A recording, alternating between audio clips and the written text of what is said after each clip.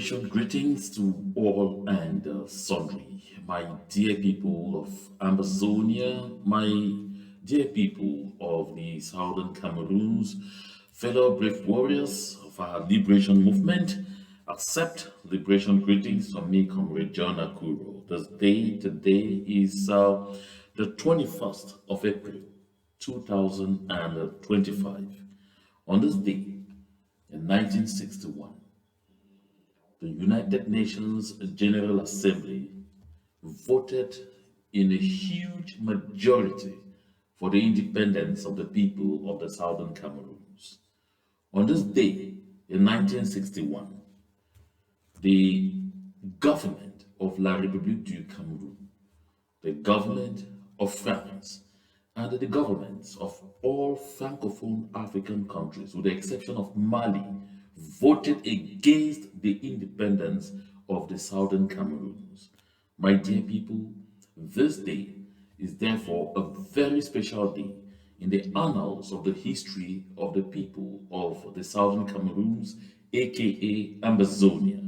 Because on this day, the world, members of the Global Concert of Nations, sat together and decided in a crushing majority that the people of the Southern Cameroons deserved independence, that the people of the Southern Cameroons should be independent, that the people of the Southern Cameroons should be allowed to manage their own affairs. That happened on this day in 1961. We are going to have more of this right ahead on this broadcast. My dear people of Amazonia, since 1961 to this day, we have found ourselves fighting against a system, not just a local system, but a social system, a global system that is put in place, and everything is made to oil it to be the way it is.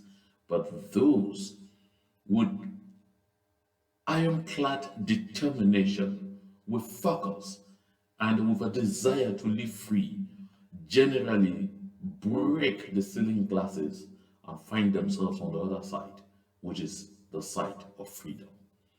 I'd like us to share this thought even before I begin this broadcast. This thought is, it says the function of social systems is not to promote truth, but to preserve established power structures. Again, the function of social systems is not to promote truth, but to preserve established power structures. As we shall progress in this broadcast, I'm talking about the events of April 21, 1961.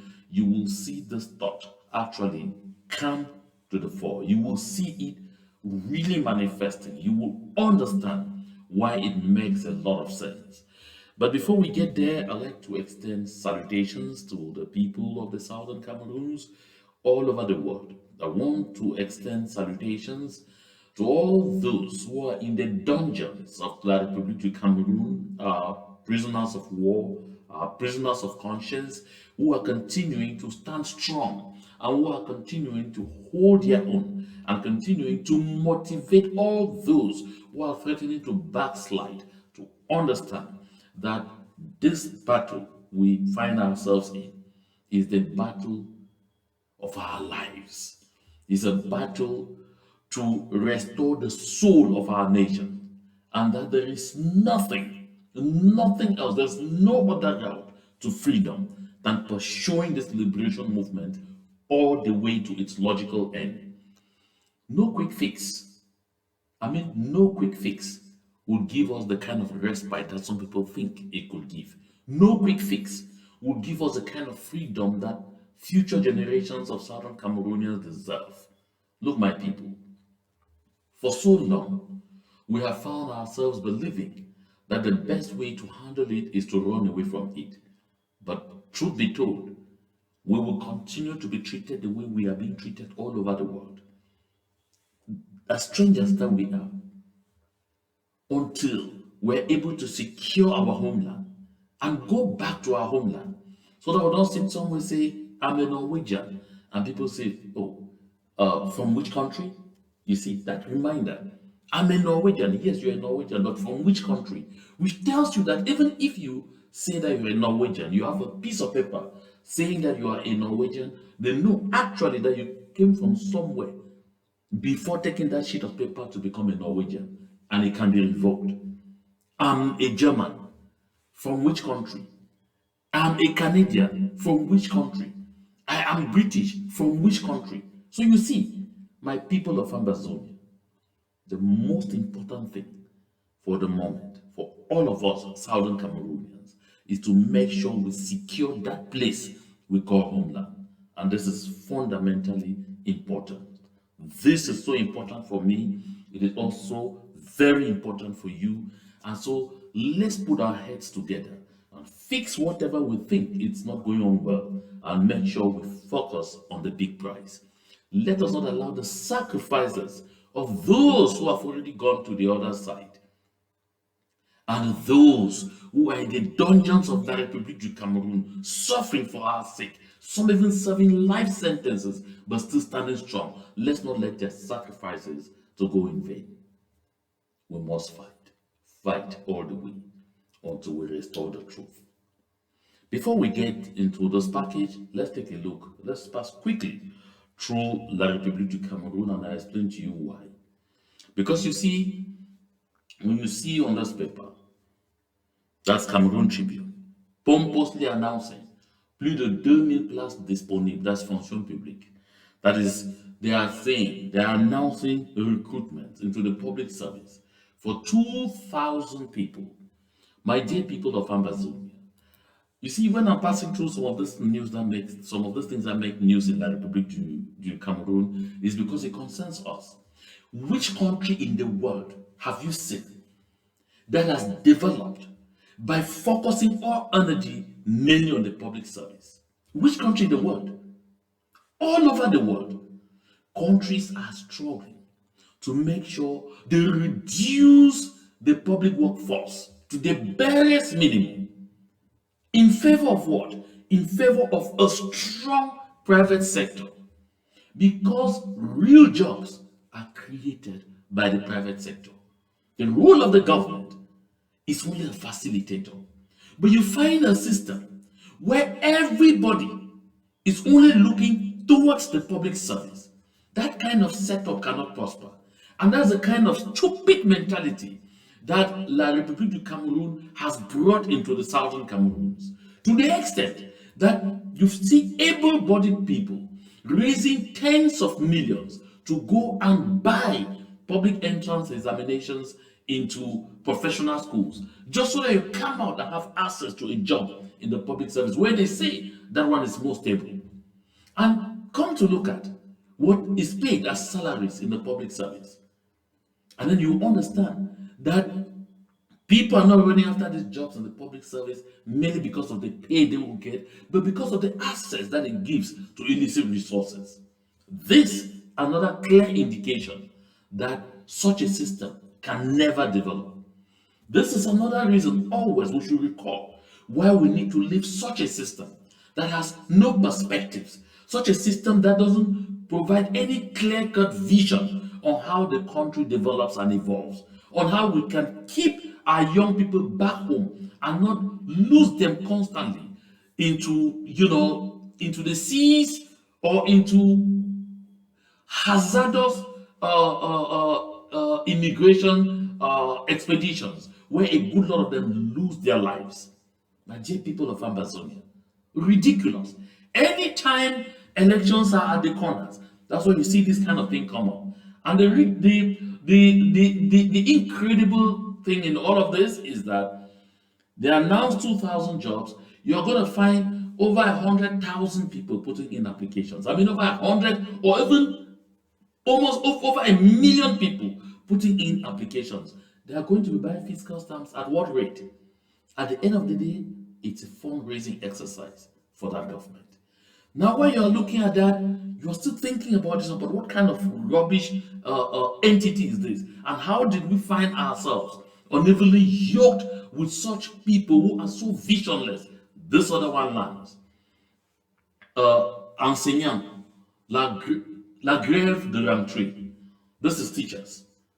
Teachers again preparing to go on strike in La République du Cameroon. For the longest time that I have grown up in that country, in the southern Cameroon, because we find ourselves unevenly aligned with La République du Cameroon, and sometimes some parts of La République du Cameroon for the purpose of education, teachers have constantly been on strike. Have you ever seen a country in the world that never resolves any problem? And you find out from these teachers what is the matter. They will tell you a special status was elaborated for them many years back, decades back, almost 20 years behind. A special status was elaborated for their corps. And this special status made clear-cut provisions on the benefits that they are supposed to have at every given instance, on the kind of benefits that they should have when you cross any kind of level or you reach some kind of index. But again, that special status has never been implemented. In every reasonable country in the world, once a decision is reached, the next thing is to implement. But for La République du Cameroon, they tell you, we have decided like this because there is pressure, and they say, we will implement modo adagio. Implementation at that time begins to happen at the whims and caprices of those who are in power, and they will call it following the largesse of their president, following the magnanimity and goodwill of their president. And that is why every year you will hear teachers are going on strike. Teachers are going on strike. And the same reason they are going on strike for is because the same status that the government agreed to are never being implemented. What kind of system is this? And how did we find ourselves unfortunately yoked with this kind of a people? When you hear special status, then you recall something that came from some moribund nonsense called Grand National Monologue. And then they said they had given the people of the Southern Cameroon a special status. And until today, as in what was that special status about, nobody has an idea. They went ahead and claimed that they were creating some rubbish structures that don't make any sense or any meaning to anybody, with the only purpose, the sole purpose of expanding the corruption and the clientelic base. Otherwise, those nonsense called regional assemblies and House of Chiefs, what do they add up? What do they add to? If not only creating additional people who sit somewhere, get some titles, get their own monies, get bribes, and then use to continue to infiltrate our communities to try to confuse the people from staying focused on what we are fighting for. The only purpose, they never ever resolve a problem. While I was still pondering on that one, this other one to shut up right in front of me. Finance publique.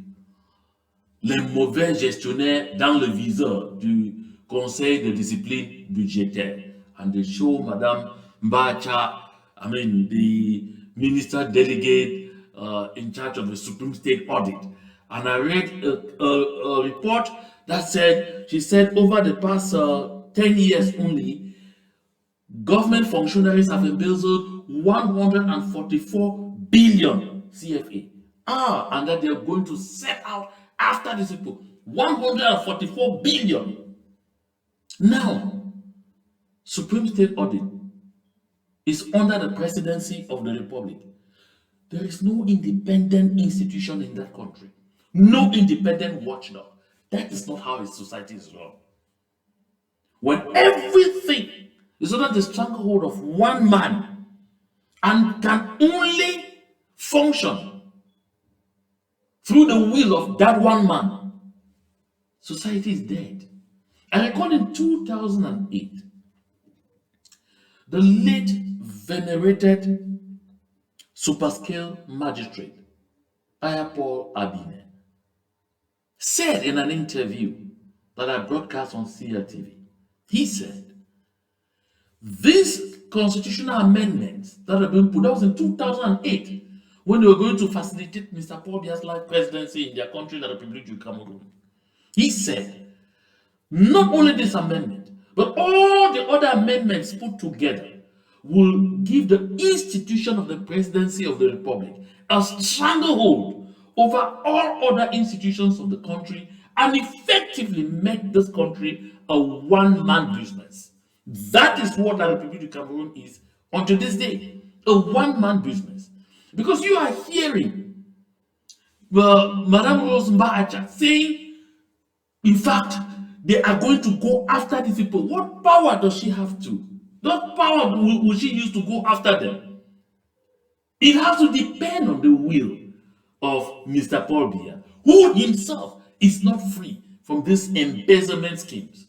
Of course, his wife and her friend, Adolphe Mudiki's wife, Adolphe Mudiki, the Director General of the National Hydrocarbons Company, the SNH, are knee deep in another 143 billion CFA, 142 billion CFA scandal at the SNH, being money that has just disappeared overnight. Supreme State Audit, they can make all the noise, but they don't have the power to initiate any legal action on anybody. They can only make a noise, but they don't have power to do anyone anything. They can only make a noise. And sometimes in the process, their so-called state inspectors also get bribed when they are sent out to check out some of these things. And these are resources that are supposed to be used to bring about development, to ensure that the people have potable water all over the place, to ensure that the people can at least have stable energy. Without stable energy, no economy can grow. To ensure that the people have good communication and telecommunication infrastructure. These are all engines that will grow an economy. But that cannot happen. Staying with La République du Cameroon have anything to do with La République du Cameroon? It's a recipe for perpetual underdevelopment, for perpetual dependency, for perpetual dehumanization, and for perpetual poverty. When I was still like saying this, why do they keep repeating this? And also, just like I said about the so-called 2,000 jobs in the public service, anytime elections are around the corner, you hear this kind of things will come up. And you hear somebody come and swear, vraiment, it will be rough. And of course, not this. Paul Biya is going to arrest a few scapegoats and dump inside there. So public opinion will focus on those and be talking about all of that trash while he gets himself another mandate to become the Methuselah of Africa. Even this one does not shock me. Elite names shames perpetrators of amber atrocities in Baba 1. Now look at this. I know you have seen the other one up there where they say Anglophone activist Abdul Karim gets a life sentence. He's not an Anglophone activist, he's Southern Cameroon's activist for freedom. Now, elite names shames perpetrators of amber atrocities in Baba 1. Elite names shames perpetrators of amber atrocities in Baba 1. Has this elite ever named, shamed the atrocities of the soldiers of La République du Cameroon in our land? For all the mess they are committing all over the place. Has this so-called elite ever stood up to name and shame perpetrators of the Ngabu massacre? Has this so-called elite ever stood up to name and shame those soldiers who continue to rape our daughters, even in schools, rape our wives, rape our mothers, extort? You have heard audios here. The woman saying how they just stand and you are passing because you're a woman, they call you and start intimidating you, or you send children to go and fetch water. I say they'll stand there and look at the girls and select their own and call them to come over there, and they take turns over them freely, easily, with nobody to threaten them, with nobody to say anything against them. A misguided soul, that is where their focus is. It's only when it has to do with their own people, that is when they have strength. Even that one was not the last I will hear. Another one Paul Bia hammers hard against tribalism, ethnic bias, Jesus Christ of Nazareth. Somebody said Jesus wept. My dear brothers and sisters of Amazonia, our past year once, Mesanganyandi, who spent his time talking about Bia under his leanings. Go all over Amazonia. All those who are commanding all the gangsters that they call troops, Abul Beti Ikan, all of them, all of them. You want to check among the colonial administrators? 90% of them are Bulu Ekan Beti. Bulu Ekan Beti. You want to check among what sector will you touch without seeing them? But at the same time, you recall the former senior police superintendent, Albert Ebele, who said here on this platform that as far as BI is concerned, the people of the southern Cameroons are second-class citizens. That is the man that they are saying he's hammering against tribalism and ethnic bias. Let's close with this one because it takes us to where we'll be going to in a minute. Human rights boss Tambetiku makes policemen sweat for extorting and torturing. When I looked at this, I laughed. I said, this is our daily reality in the southern Cameroons. This is our daily reality. You have only a man like Tambetiku who can arise and point out to this kind of atrocities. On the other side, you have people like Tanga Ponji. They find this same torturers, this same extorters, this same gangsters, this same trigger-happy bandits in our land. Only people like Mbela Moki, like Peter Mafane Musonge, Dion Gute, and all of them. Through Jonathan, through Callistus Gentry, who feel change Melo, because definitely the one talking that is naming and shaming people. All of those people, those are the ones who will come out to say the valiant forces. Fortunately enough, we have Tambetiku, who is still a man with a conscience, who has told himself, even in the midst of all this, I am a southern Cameroonian. I will stand for what is right, even in the midst of all this confusion. That's why when I read this, I said, oh, this is the man at work. Pay back the money. If the money is not there, there's no reason. First of all, we have two elements on this issue. First, torture. Second, extortion. An invasion of private residence. So there's nothing I can do. Pay back the money. If the money is not there, there's no reason. This is a case of what we call flagrante delito. Tabetik will be here himself to tell us exactly what happened to this, for him to be here where you are seeing him. With those extortionists from the Republic du Cameroon, with those torture masters from the Republic du Cameroon in our land.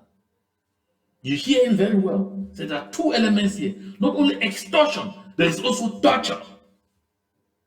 For this kidnappers, because this is state-sponsored kidnapping for ransom. It happens every day. I've talked about it here morning, afternoon, evening. But you go in social media forum where you have Southern Cameroon's intelligentsia, those who claim to be holding positions, to be doing this or that, you will never see them come in support of this kind of action. The only time you see them come to make a noise is when they say, oh, some people were kidnapped for ransom and they were carried to Bafut and all whatnot by, they will say that by unidentified gunmen. They say, you see, those amber thieves. That's the only time you hear them come out. But with situations like this, no. These people, they are just there doing their job. I've said 1,001 times. I say 1,001 times that a lot of the kidnapping for ransom that is going on in our land in the southern Cameroon is sponsored and manned by uniform officers from La République du Cameroon. They brought out bandits, hardened criminals from prisons in certain parts of La République du Cameroon and sent them to our land for the purpose of carrying out this kind of evil actions. In the process, of course, they've met some of those who stood that they wanted to fight for our freedom. And also, some of them have seen this act and thought that it was a good thing. A few of them, a few misguided ones, have found themselves joining. But by and large, those rings are run and maintained by the colonial forces of La République du Cameroon in our land, who even lend them their weapons to go use for such activities. And they share the spoils. This is what has been happening. So when Tambetiku nabbed these fellows, and he will explain to us exactly what happened, and brought them to interrogation, and exposed them, as you are seeing in this video, and had them there admitting, and he telling them to ensure that they do restitution. You'll be surprised who went after Tambetiku.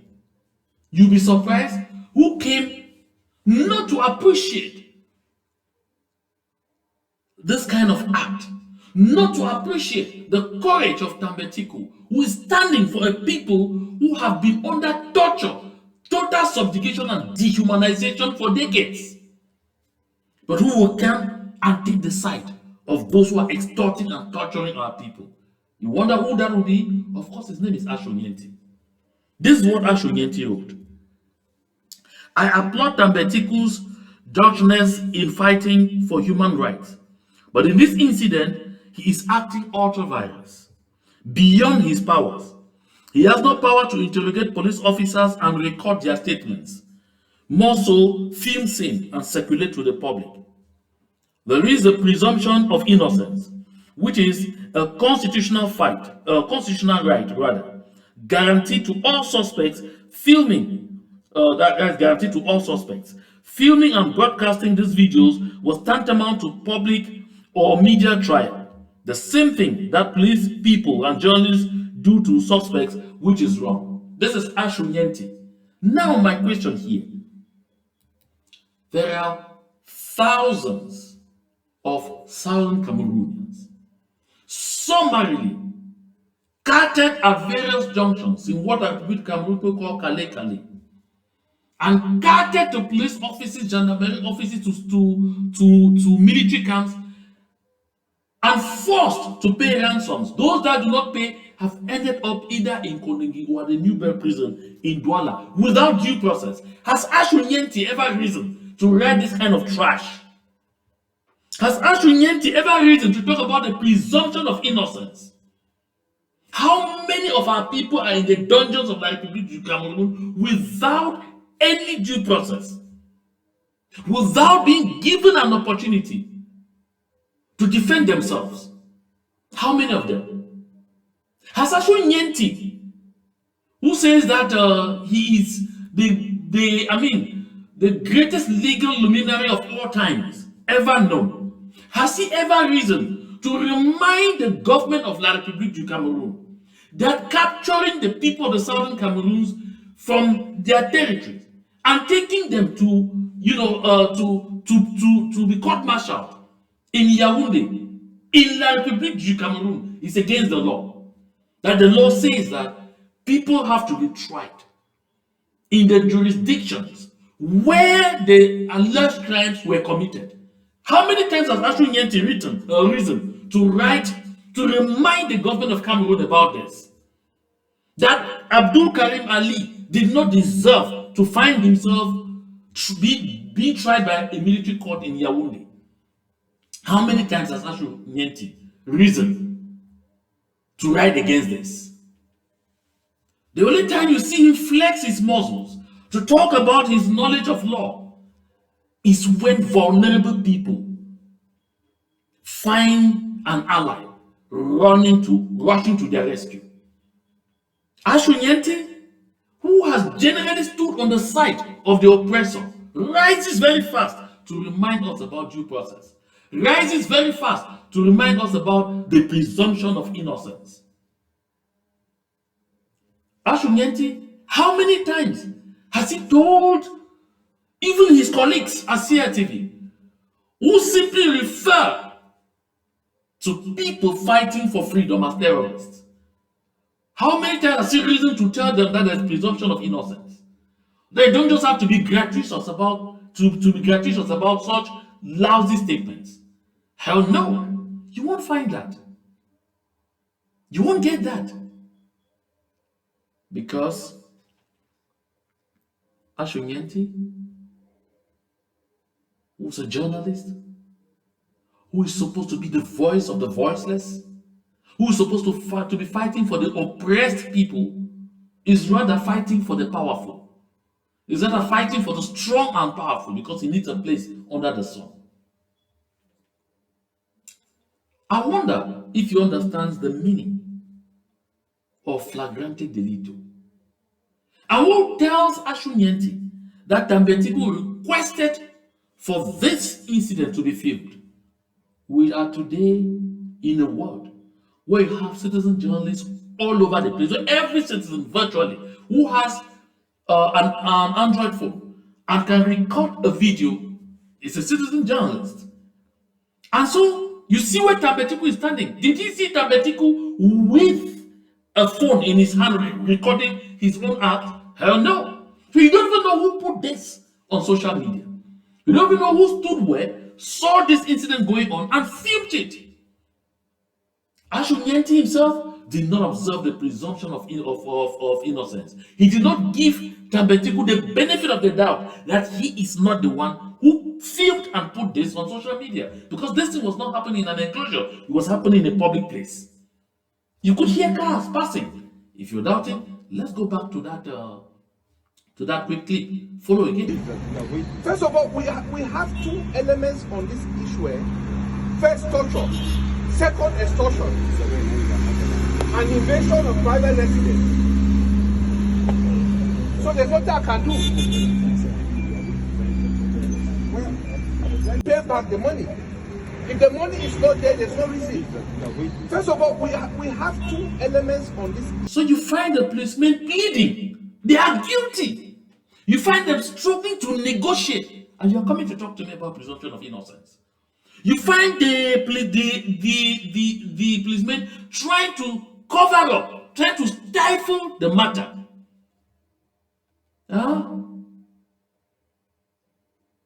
Legal luminary Ashunyente. Okay. Those are the kind of things. Like Public Cameroon is known worldwide. And I hope Ashunyente also rises to tell Mr. Tibonagi, the former U.S. Undersecretary at the Bureau of African Affairs in charge of African Affairs, who says, you look at, he also has this picture of police and gendarmes doing the same kind of thing that Tambetiku is talking about there.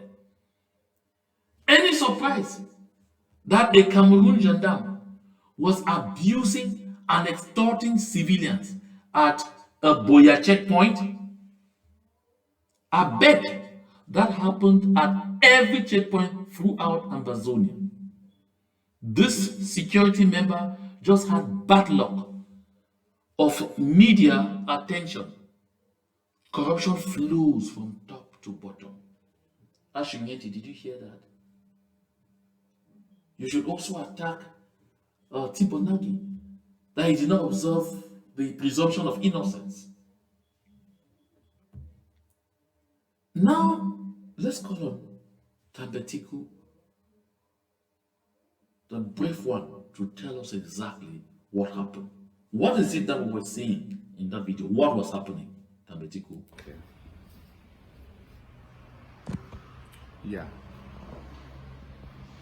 On the 10th of April 2025, we received a complaint from one in Care Pascal who had gone the previous night to watch football match around Biaka.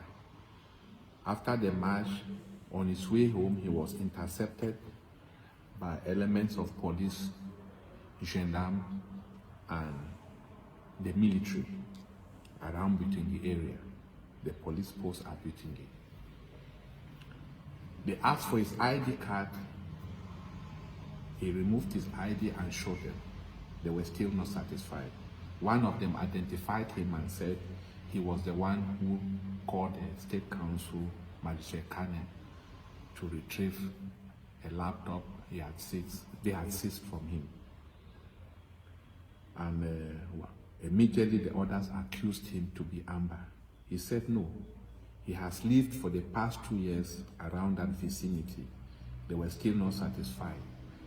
The gendarmes and the military left their post and went to his residence where they met his junior brother and they asked for the wife.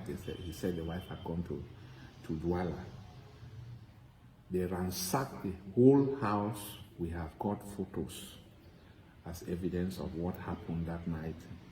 They ransacked and they found no money. They brought him back to the post, stripped him naked, had him tortured. They rained on him. All the officers rained on him, tortured. Try. Can you hear that?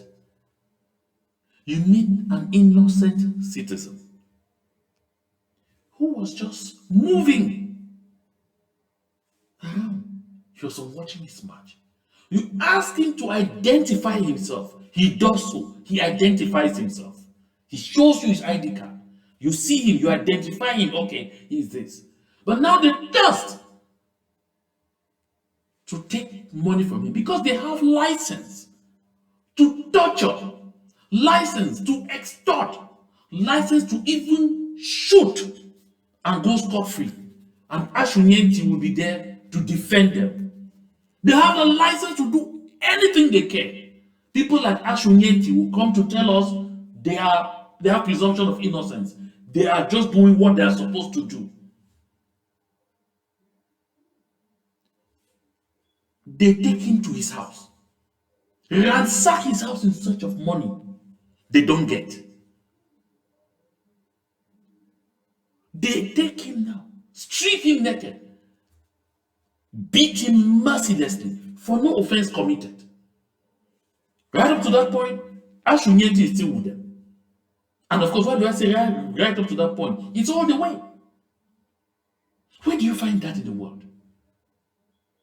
Do not do this to their citizens.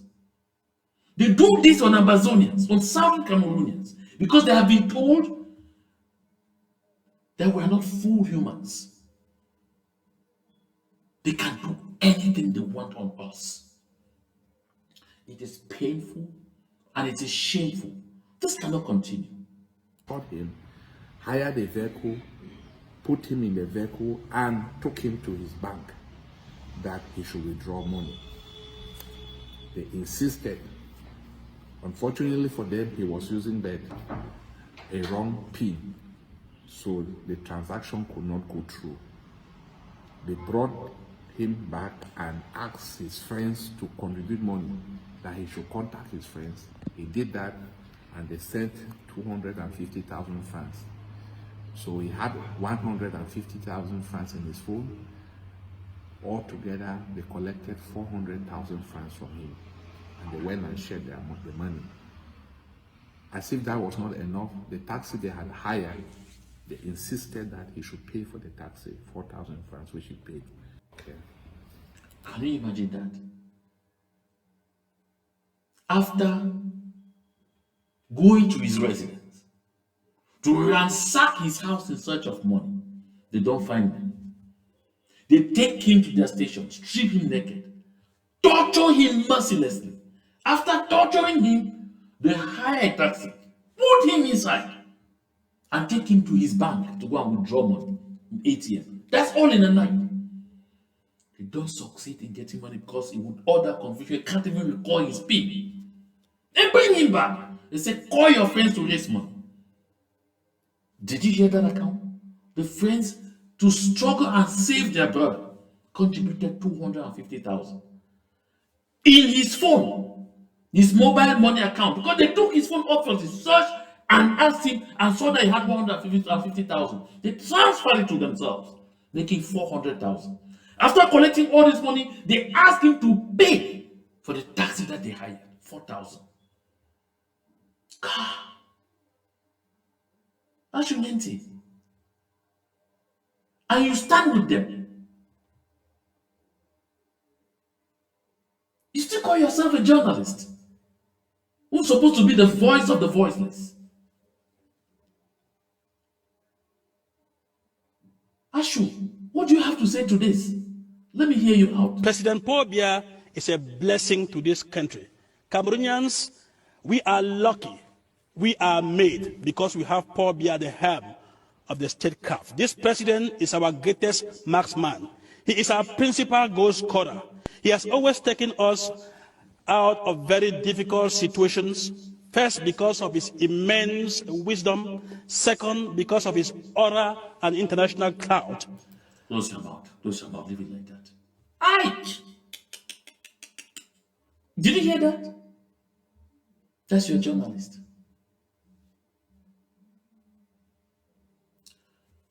Dambetiko did not just end there. He wasn't just second guessing and accusing people for not committing and accusing people for nothing. Let's get the second part of his account. So the next day, he went and established a medical certificate on the state of his health and lodged a formal complaint before this office on the 10th of April. We opened an investigation and identified two of the officers, police officers, who were on duty and who participated in the torture and extortion. We sought to know the head of the unit, which we finally got to the head of the unit, and he assembled all the officers who were on duty that particular evening and brought to this office. When they came to this office, they testified that they were part of the team that carried out the assault and, of course, the extortion of money. And I insisted, they wanted to give part of the money because they identified the respective amounts that they collected and they wanted to pay. They said the other officers, gendarmes and army, were out of station. I said, no, you are either paying the full amount or I will take action against you people. So they rallied on that same Friday, the 11th of April, 400,000 francs, which they brought to this office. Ashumiente, can you say this? Are you saying this? People committed an offense. They were caught. They admitted to that offense. And they have even made restitution. And you're talking about presumption of innocence. Ashumiente, the legal luminary, presumption of innocence. Not one word of condemnation for visiting such inhumanity on an innocent citizen, an innocent civilian just going about his activities on his land. Not one word in all that rubbish that you threw out there. The person you find to attack, to condemn, is Tambetiku, who is standing for the oppressed people, who is fighting for people being dehumanized and disabused on a daily basis. This is who we are. Wonder why we have been in this mess for over 60 years and counting? Because we have in our midst individuals like this one that you are seeing on my screen. We have in our midst individuals like this one who will see white and call it black, see red and call it blue.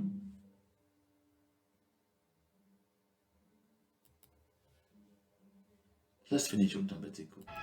to defray all the amount which was collected from this young man.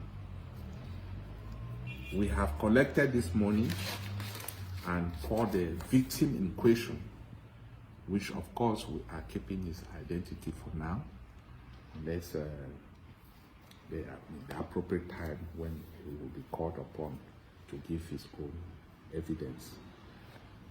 We have insisted that as an office, we are putting a formal complaint to the legal department so that legal action should be taken against all the officers involved in this illegality. This is not the first time we have sensitized and warned against their actions, but seemingly they still continue, hoping that if they are caught in the process, they will look for the money and give back, and the act continues. It continues like that. Thank you so much, Tambetiko. As you can hear him say, this is not the first time. This is what they are doing, even at this moment, at this minute that this broadcast is going on. Mr. Pobia's dogs are somewhere on the territory of the Southern Cameroons doing this same thing on some innocent civilians. I mean, this same kind of act. I said, Tambetiko, this is not the first time that he has caught them. This is not the first time that people have come out to complain. Not everyone has been courageous enough, like this young man, to go to the office of Mr. Tambetiko to lodge a formal complaint. True that nothing is going to happen to those policemen. Nothing, absolutely. The only thing that could happen, they will transfer them from Boya to another place where they will go and continue because they will not be known at that area. But that doesn't mean that the act of bravery shown by Mr. Tambetiko is useless. It shows the world, it tells the world exactly what the people of the Southern Cameroons have been facing. Even without how colonial or occupational forces function, this is how they function. They extort, they molest, they torture, they rape, they loot, they dehumanize the people in every form possible. Because in their minds, you are a conquered people. In their minds, you are not human enough. Because they think if you were, you'll be able to stand up. And you'll be able to send them away. We will fight. Fight and fight. Until we free our homeland. And free even people like Unrelenting,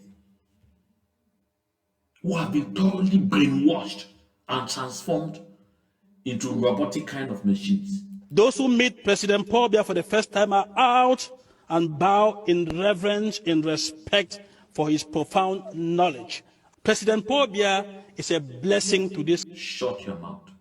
Let's take a quick break, and then we come back to more serious issues. And I must apologize that I did start this broadcast about 1 hour late. I expected to start at 8 p.m. Southern Cameroon's time, but unfortunately, we're going to start at 9:30 p.m. At least, my apologies that we did start late. This was due to logistical reasons. But let's take a quick break, and then we'll come back to more serious issues. Amazonia, in your life, never to fall again. Yes, Obia, if you don't be a Satan, why do you say anytime we want something, we will benefit and go forward? We get for fight, protest to brothers and sisters, and they get for die. See, University of Boya, University of Bamenda, when we fight with GC born, all the southern francophone they don't take it over. Let me so? Yes, that's so.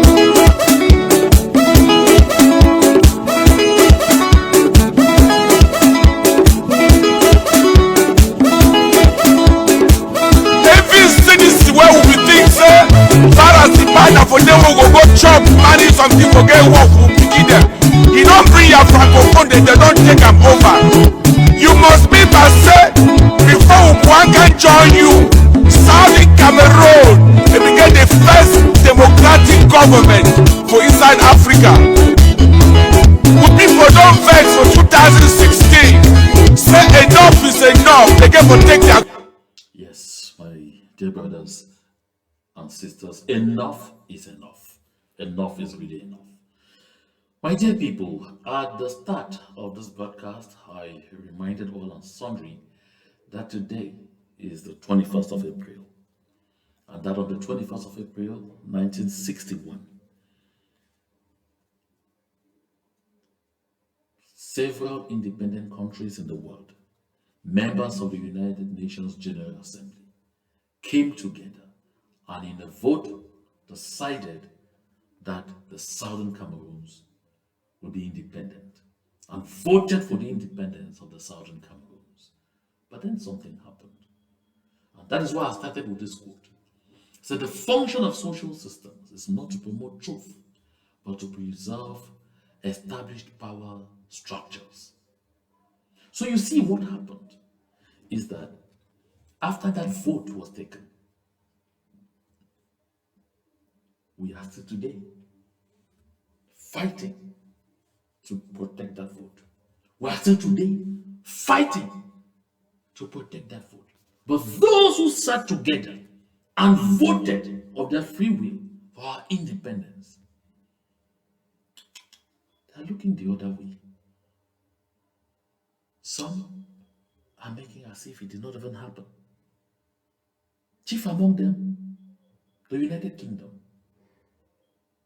the country that was given a mandate to prepare the people of the Southern Cameroons for independence.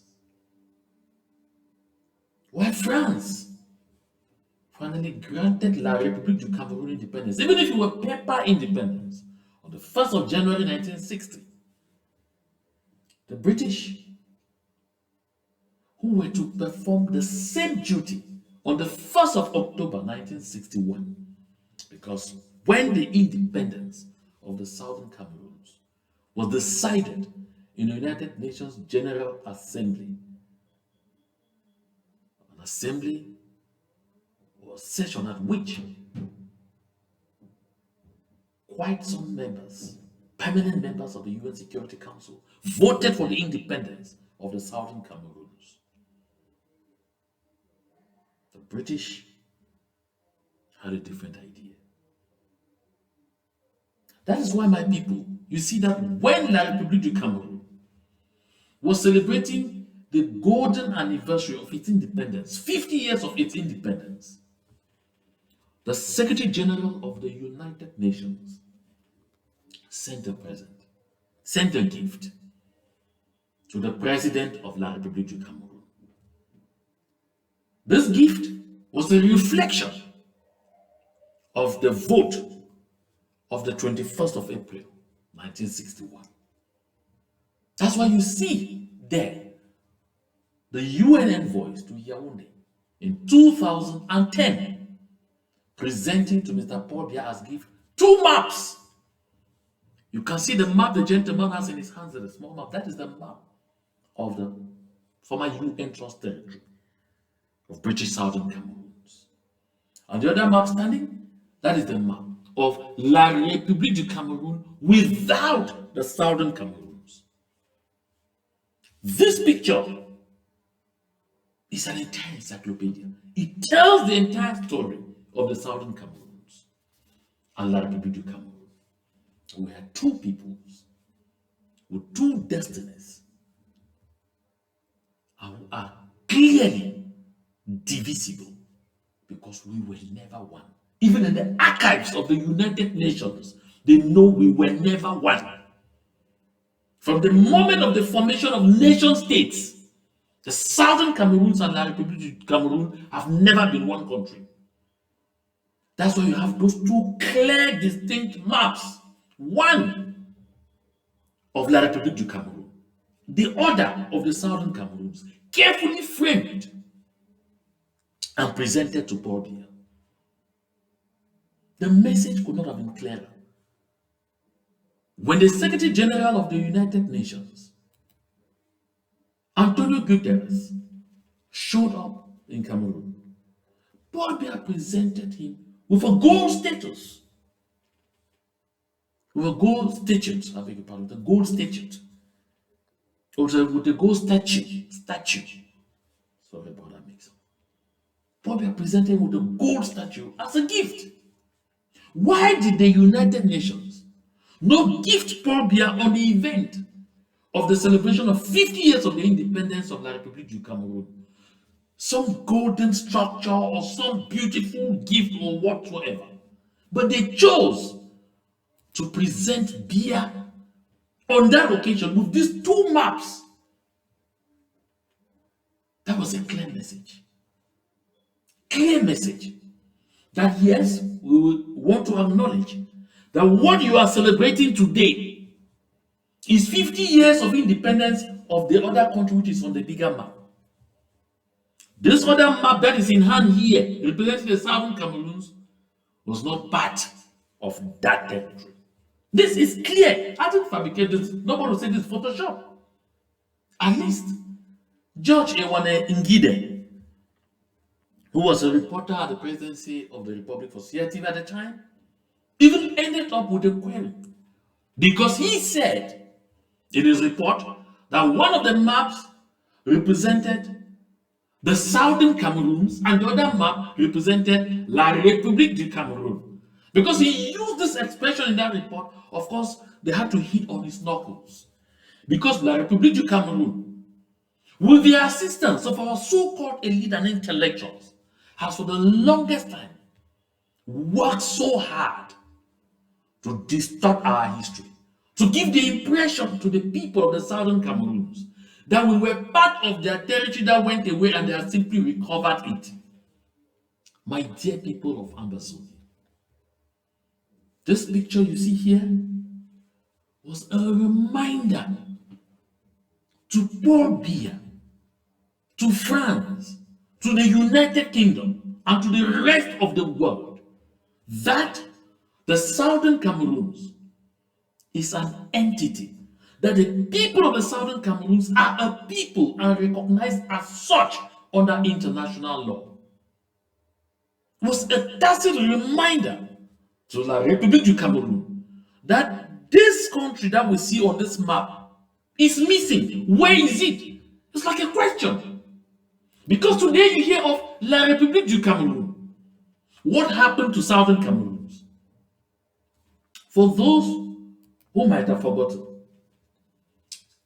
on the 1st of April, 1961, a country was born known as La République du Cameroun. And it became independent on that same day, 1st of January, 1961. And then, on the 1st of October, that La République du Cameroun was 1st of January, 1960, I beg your pardon. And then, on the 1st of October, 1961, another country was about to be born.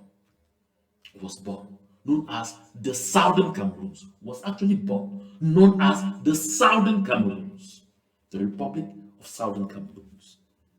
Now, something happened.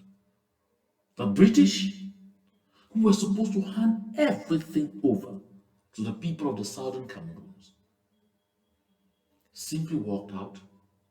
La République du Cameroun marched in fulfillment of a plebiscite that happened earlier on the 11th of February, which was supposed to lead to the signing of a treaty of union between the two entities, but it forcibly came in, and on that day rather, after the Southern Cameroon was born, minutes after, a new country,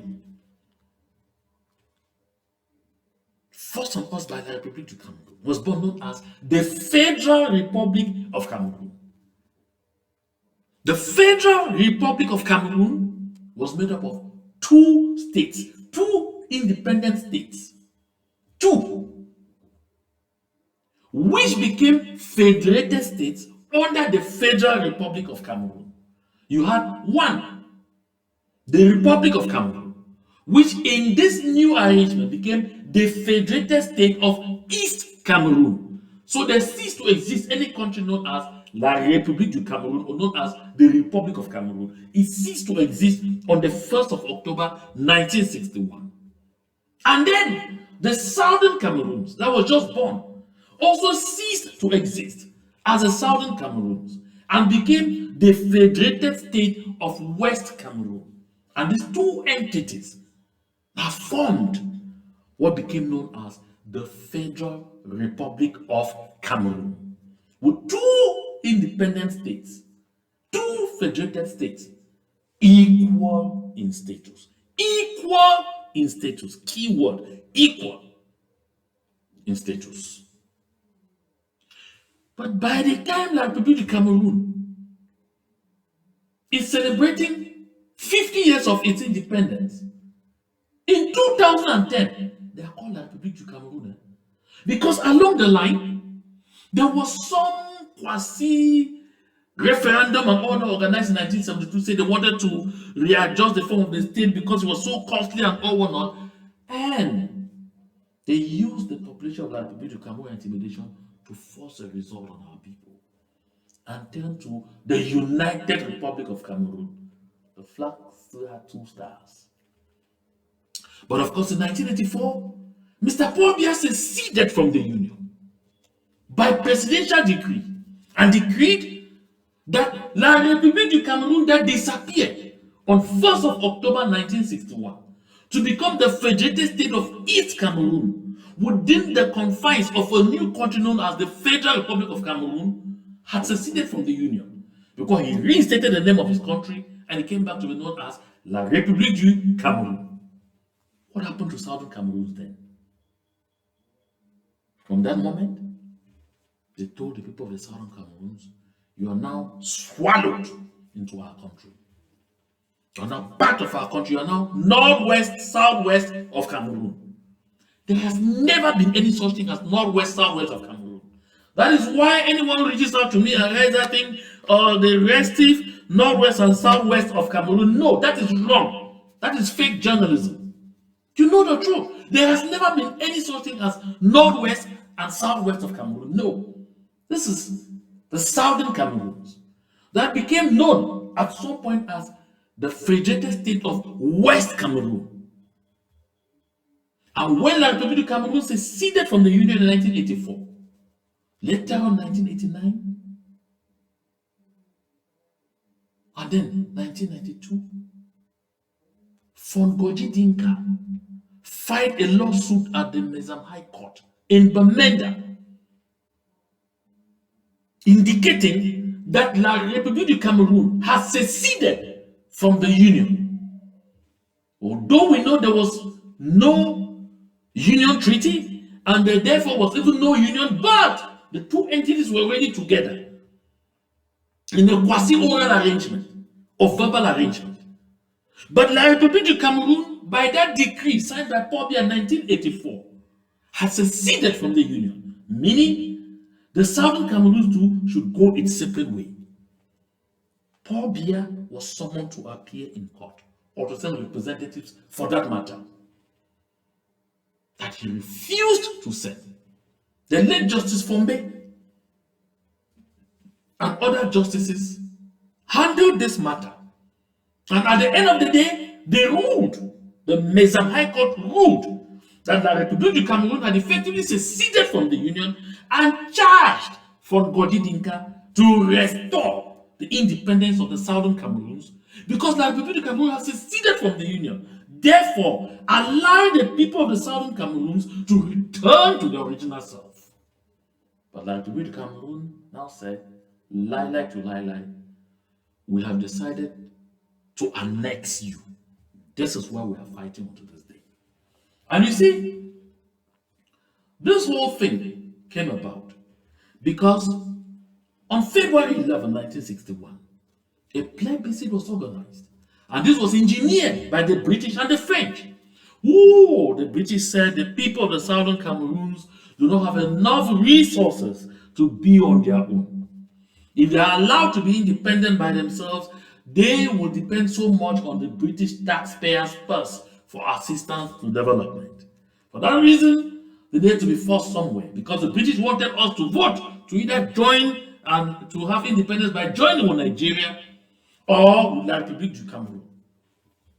And that is how they forced our people into some kind of evil experiment. So it is no coincidence that after the plebiscite on February 11, 1961, at which a majority of the people of the Southern Cameroons expressed the desire that upon achieving independence, they would join with La République du Cameroun. The United Nations still found it important to go ahead and hold an independence vote for the Southern Cameroons on April 21, 1961. Don't forget, the plebiscite was in February, but this independence vote was in April. That's after the plebiscite. Why did the people at the United Nations not just say, okay, since they've already voted in the plebiscite to join the Republic du Cameroon, there is no need for an independence vote, they just disappear inside the Republic du Cameroon? No! They knew we were a separate entity. We had to be first independent because they expected us upon achieving our independence to enter into a union treaty with La République du Cameroon, because only independent countries can sign an international treaty. Only independent countries can enter into a union treaty with another independent country. That's why they took that extraordinary step. And in opposition to those kind of things, you heard Dag Hammarskjöld, who was the then UN Secretary General from 1953 to 1961. He said, uniting the Southern Cameroons to the Cameroon Republic is like forcing a balloon under the sea. One day it will come out. What did he say? One day it will come out. I call him Prophet Dag Hammarskjöld. Said one day it will come out.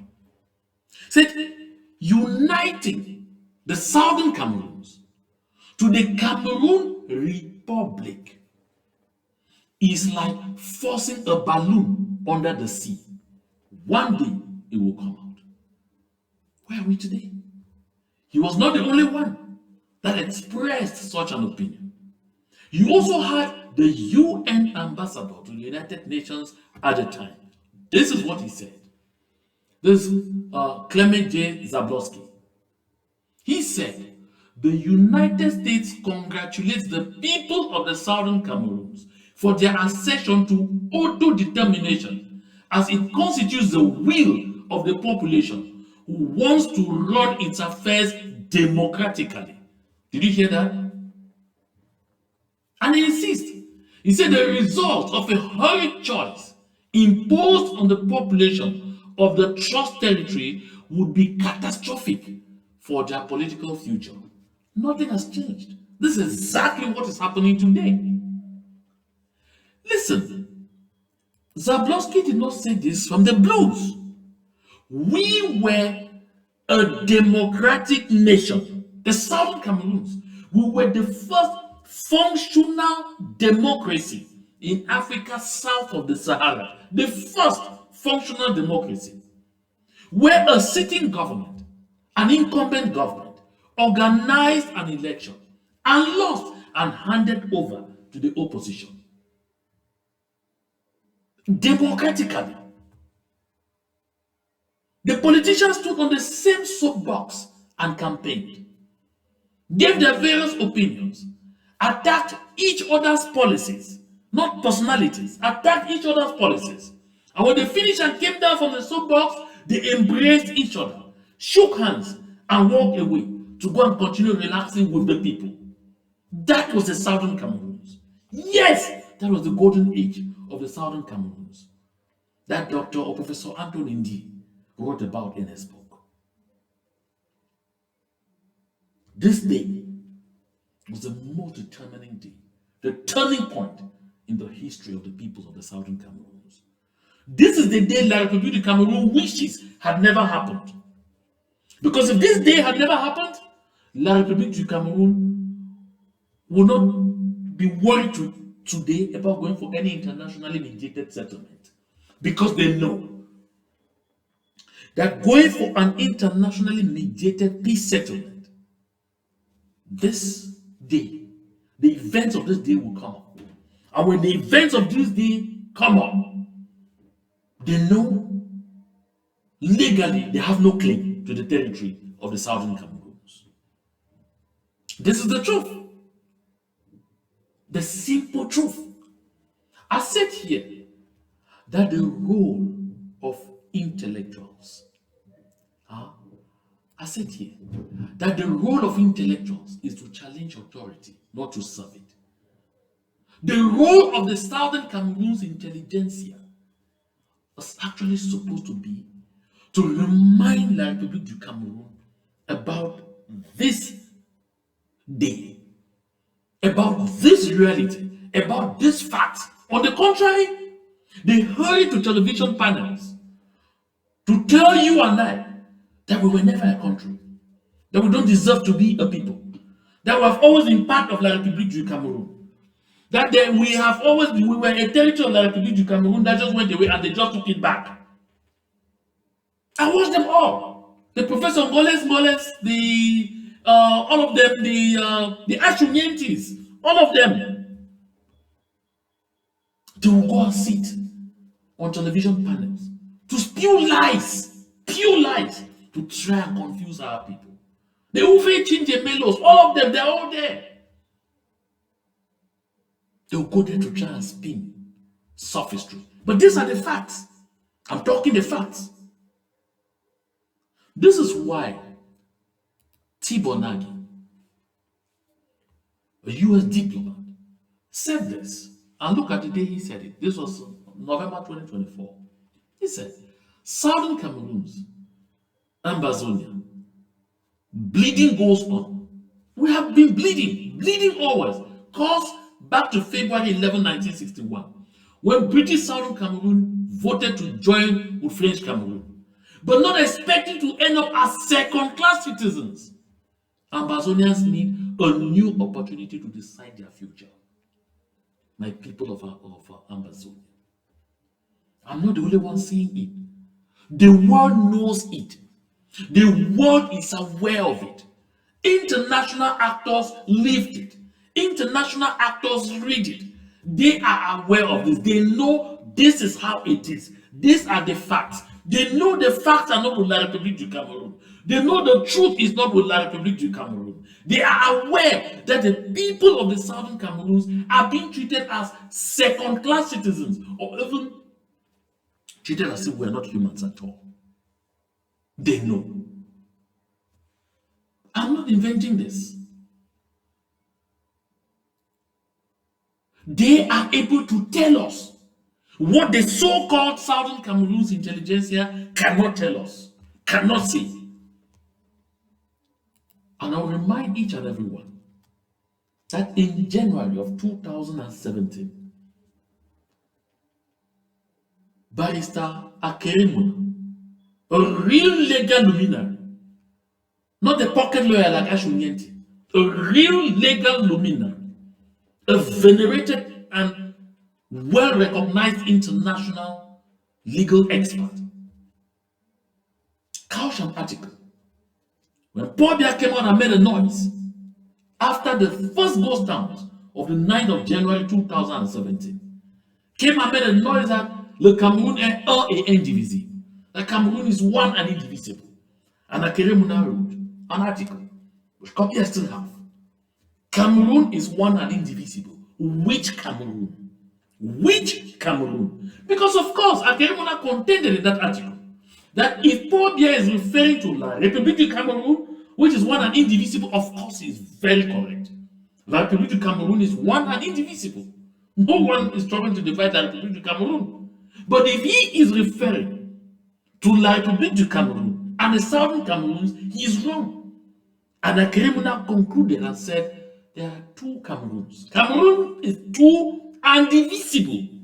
Two Cameroons. La République du Cameroon and the Southern Cameroons. Two and divisible. Two and clearly divisible. My people of Ambazonia, we have lived in slavery too long. We have lived the experience of slavery and servitude too long that it is time for us to continue to put in all the energy we can to fight for that which we believe in. My dear people of Amazonia, Albert Ebene, the citizen of La République du Cameroun, a retired police superintendent, who talked about our situations and referring to the soldiers of Southern Cameroon's extraction fighting in the military of the region of Cameroon. He said, fool me once, I'm not a fool. Fool me twice, I'm a fool. He said the people of the Southern Cameroons cannot continue to endure this forever. That's a citizen of the Republic of Cameroon talking. I want to close with this thought. Nowadays, people don't defend what is right. They defend who they like and benefit from. I'm saying this, whoever is watching this, copy this and share with Unrelenting wherever you find him. Nowadays, people don't defend what is right. They defend who they like and benefit from. We as a people, Southern Cameroonians, we will continue to fight. We will continue to stand for our rights. We will continue to defend our homeland. My dear people of Ambazonia, I'd like to take this moment, even as I'm ending this broadcast, to send again a special salute to the foot soldiers of the consortium on the ground for the wonderful job that they are doing in the communities. We are of the civil society. We're not an armed group, but we are doing a great job on the ground, sensitizing the people, building bridges, and making the people to grow to understand the need to continue to be resilient, the need to continue to be determined, the need to continue to remain focused. And we fight as hard as we can to limit civilian casualties on the ground. I want to thank all those who are continuing to support us in one way or the other. It's helping, and it will continue to help. I want to thank all of those who stayed up to be part of this broadcast. Share the link as you've watched. Make sure this broadcast reaches as many people as possible. And I want to thank you always for participating in sharing our discourse, because we have to continue to sensitize our people, to make our people continue to stand strong and to continue to defend what we all believe in. Thank you so much. And as always, I will say, to God be the glory.